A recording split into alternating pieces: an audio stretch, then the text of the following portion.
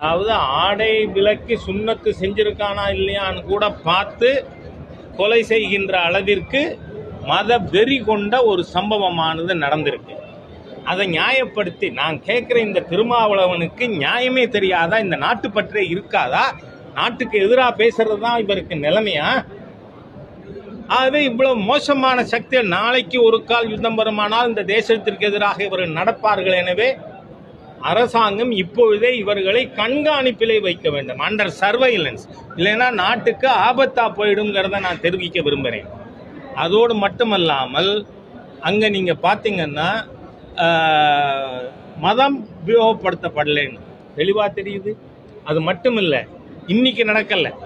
ஜம்மு காஷ்மீர் மாநிலத்தில் 89 ஃபாரூக் அப்துல்லா சீஃப் மினிஸ்டராக இருக்கும் பொழுது வீடு வீடாக வந்து இந்துக்கள் வீடுகளில் போஸ்டர் ஓட்டினாங்க.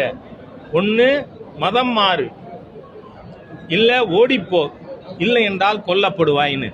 ஆகவே அங்கு காஷ்மீரியத்தை பற்றி பேசுகிறாங்களாம்.